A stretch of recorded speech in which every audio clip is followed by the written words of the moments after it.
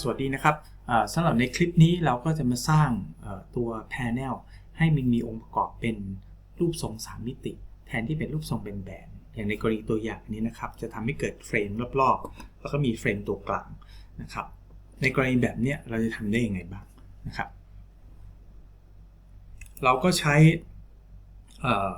เทมเพลตตัวเดิมนะครับก็คือcurtain panel pattern base เหมือนเดิมนะครับพอเข้ามาเสร็จผมก็จะสร้างจุด control เพื่อจะแบ่งระหว่าง panel บนกับล่างนี่เหมือนเดิมนะครับ reference point แล้วก็คลิกลงไปนะครับหลังจากนั้นผมก็จะเลือกนะครับทั้ง2จุดแล้วก็ใช้ spline to point ก็ได้เสร็จแล้วใน spline to point เส้นนี้นะครับผมจะเปลี่ยนให้มันเป็น reference line นะครับผมจะสร้าง parameter ให้กับจุด2จุดนี้นะครับก็คลิกไปที่จุดนะครับแล้วเสร็จแล้วก็ตรง normalize curve parameter เนี่ยนะครับผมก็คลิกตรง associate parameter นะครับแล้วเราก็สร้าง parameter ใหม่ขึ้นมาผมจะตั้งชื่อว่า panel divide แล้วกันนะครับใน number เหมือนเดิมนะครับแล้วก็เอาไปไว้ใน dimension แล้วกันก็โอเคนะครับก็โอเคทีตอนนี้ผมมีตัวแปรคุมตัวนึงนะครับจะเป็นค่าเท่าไหร่ก็สุดแท้แต่ทำแบบเดียวกันกับจุดอันนี้นะฮะผมก็ใช้ค่าเดียวกัน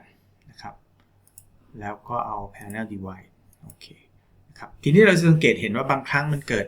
อาการที่มันสลับไปมาเพราะว่า begin กับ end มันคนละด้านนะครับเพราะฉะนั้นผมก็จะสลับเส้นอันนี้นิดหน่อยนะครับโดยการคลิกที่ไอคอนลูกศรชี้ไปมาเนี่ยนะครับเพื่อให้มันอยู่ในทิศทางเดียวกันแล้วผมลองปรับดูนิดนึงว่าใช้ได้ไหมเช่นกรณีนี้ผมปรับให้ panel divide เป็นจุด6แล้วกันลองดูนะครับ apply นะฮะนี้ก็เห็นว่าตัวเลขมันใช้ได้ละนะครับเสร็จเรียบร้อยนะครับผมมีโครงเสร็จแล้วผมจะสร้าง reference line ซ้อนลงไปเพื่อใช้ในการสร้างpanel ข้างบนกับข้างล่างแยกกันนะครับผมไปที่ reference line ให้แน่ใจว่า 3D snap enable อยู่นะครับแล้วเราก็คลิกจากจุดนี้ไปจุดนี้แล้วก็ไปจุดนี้งั้นถ้าสังเกตดูผมจะมี reference line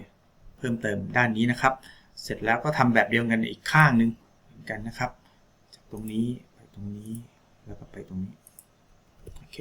ทดสอบนิดหน่อยว่ามัน flex ได้หรือเปล่าโดยการขยับเพื่อให้แน่ใจว่าเส้นเหล่านั้นมันติดยึดอยู่นะครับเอาละครับทีนี้พอได้เรียบร้อยผมก็พร้อมที่จะสร้าง panel ก็ทำทีละอันนะครับทำข้างล่างก่อนนะครับ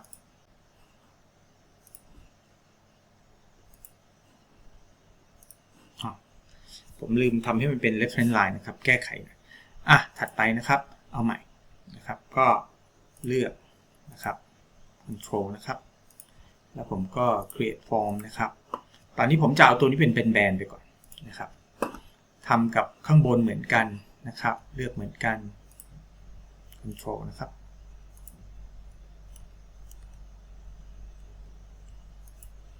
แล้วก็ create form เหมือนกันนะครับโดยที่อันบนเนี่ยเดี๋ยวผมจะแก้ให้มันเป็นกระจกนิดหนึ่งผมยังไม่ใส่ parameter ไปคุมนะผมจะทำเร็วๆใส่เพดด้านบนเป็นกระจกแล้วกัน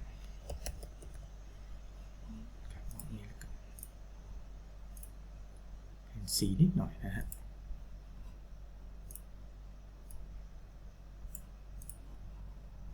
ก็ใส่ transparency นะครับ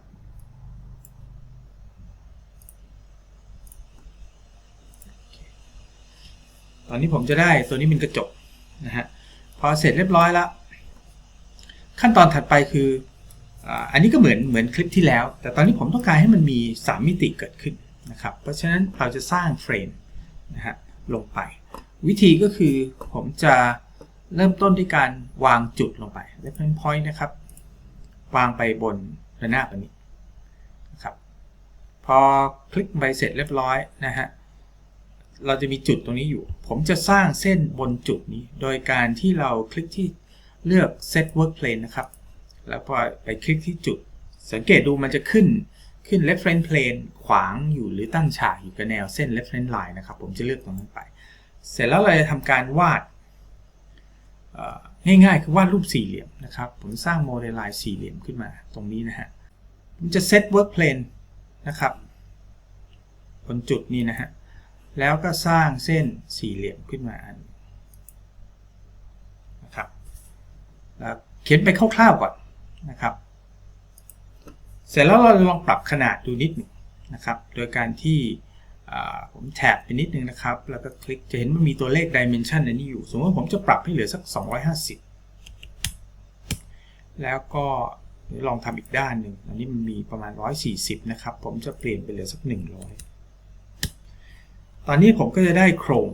อันแรกนะครับเราเลือกเส้นข้างในนะครับแล้วก็เลือกตัว reference รอบๆนะครับ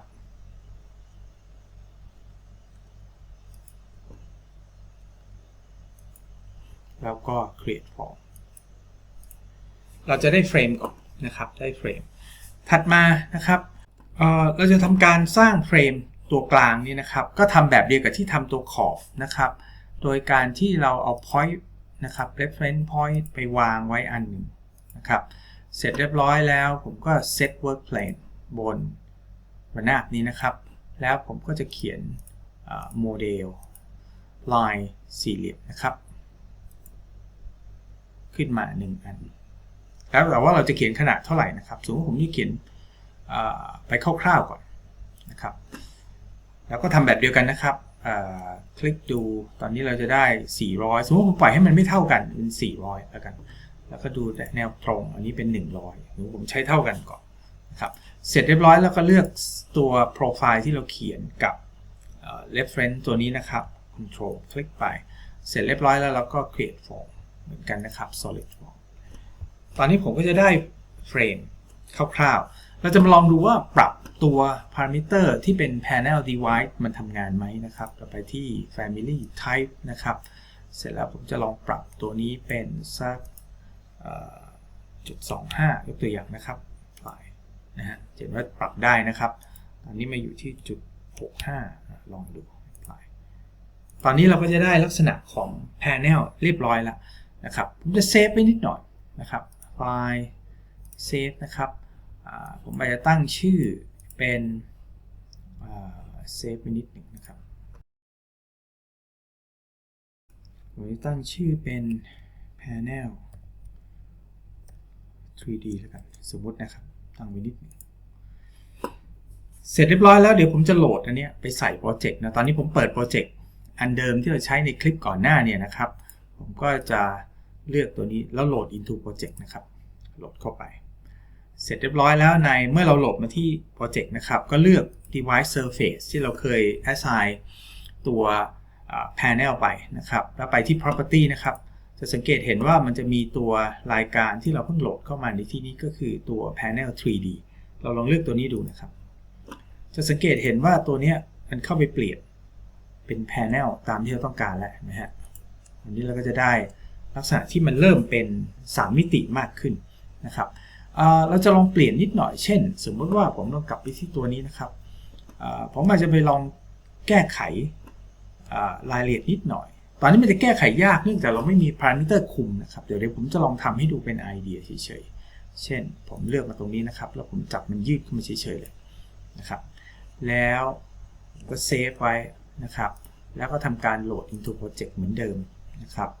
แล้วก็จะ override นิดหน่อยจะเห็นว่าตอนนี้มันก็จะมี panel ซึ่งเปลี่ยนรูปร่างไปนะครับส่วนถ้าเราอยากจะทำเป็นparametric อะไรก็สามารถจะใส่